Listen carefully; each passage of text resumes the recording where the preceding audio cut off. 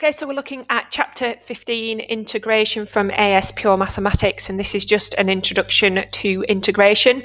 So integration is the reverse of differentiation, so that's really important. So the first thing you need to do is, if you can't remember how to differentiate, you need to pause the video and remind yourself exactly how to do differentiation. So if we have something on the lines of x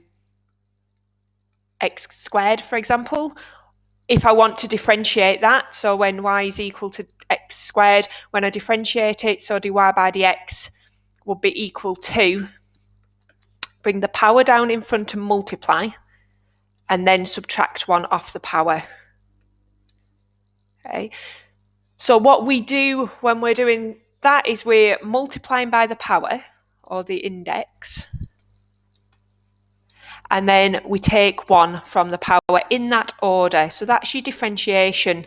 That's how we differentiate. So when we do d dx, that's what we're doing.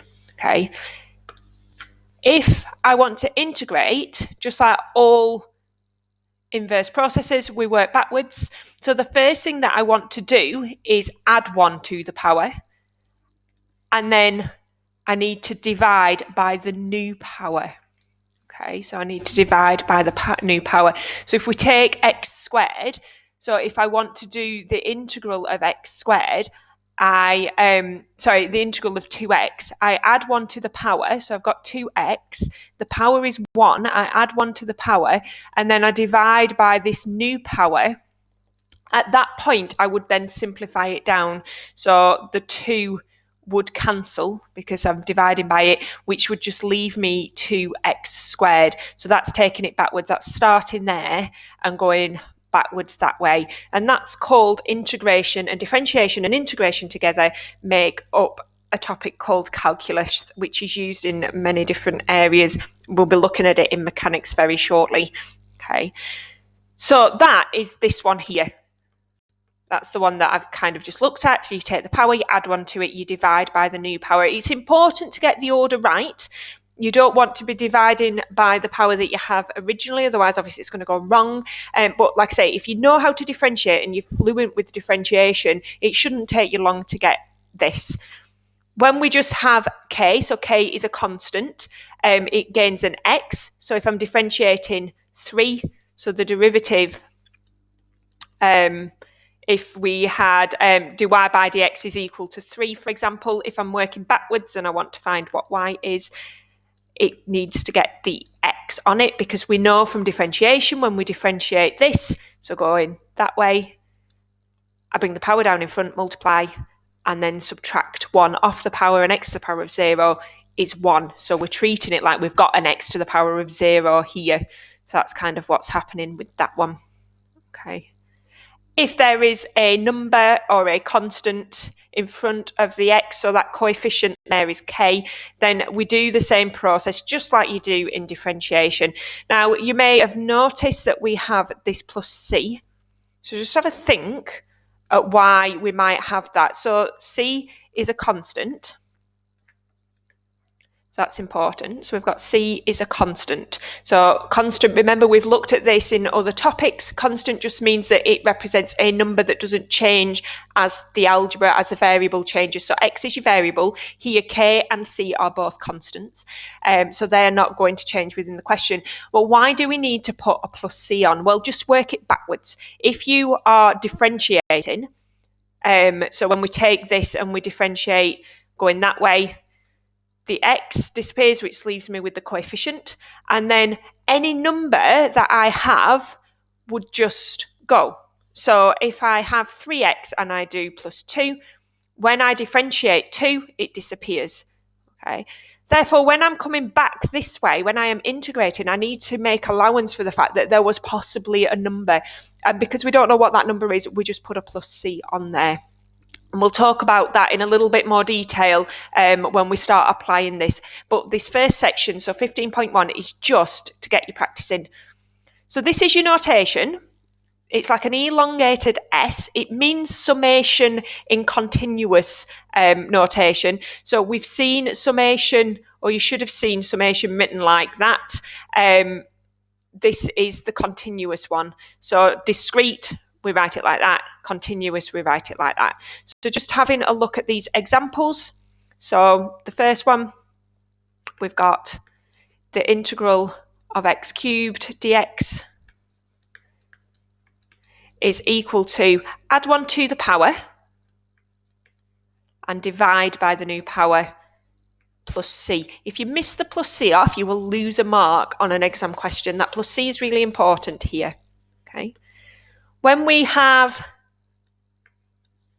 two terms in our integral, so when we're dealing with them, just like in differentiation, we deal with each one separately.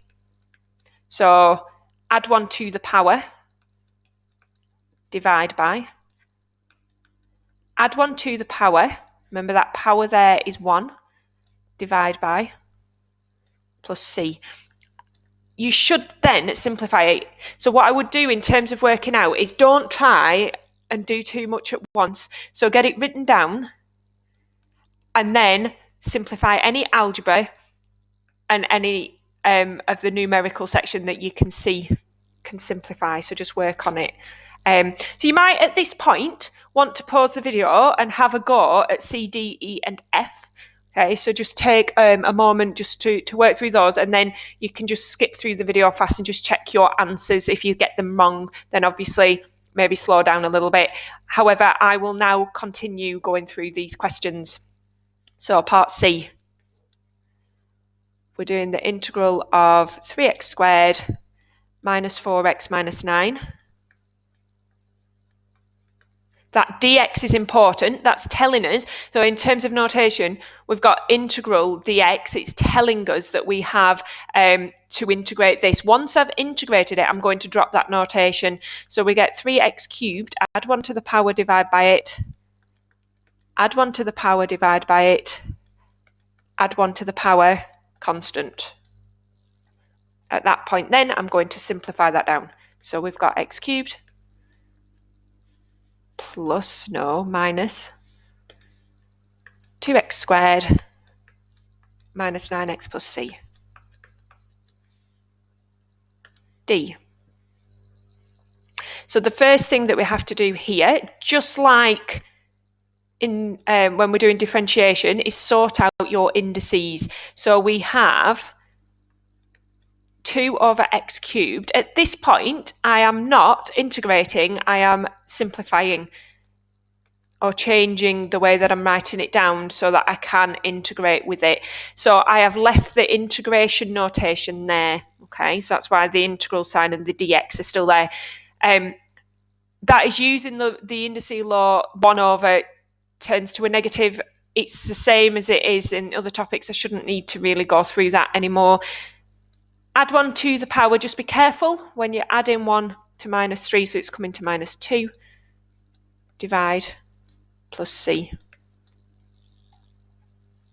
So that is equal to minus x to the power of minus 2 plus c. Unless you are told to write it in a specific form, you are all right to leave it in index notation.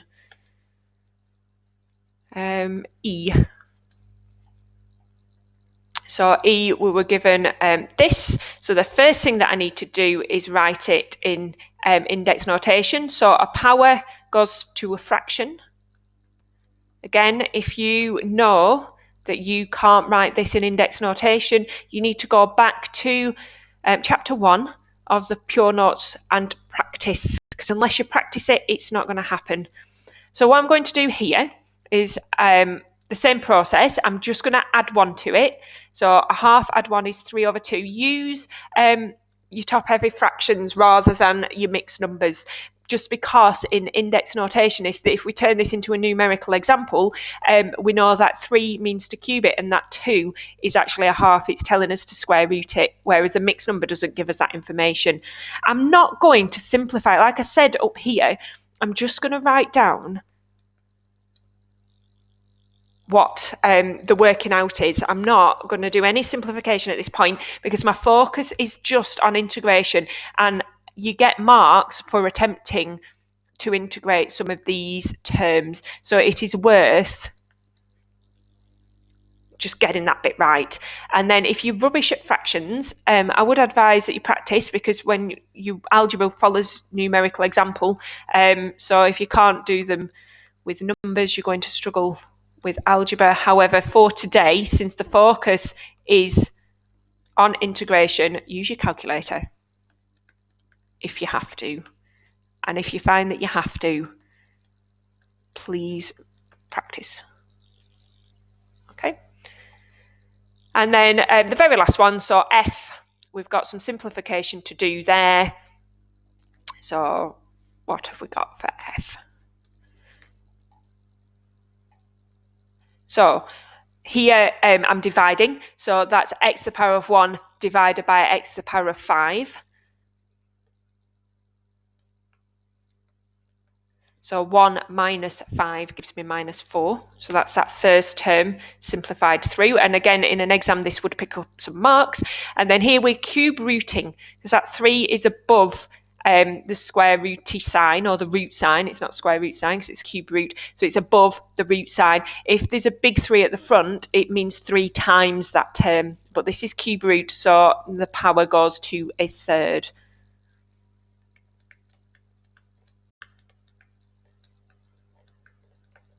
So add 1 to the power,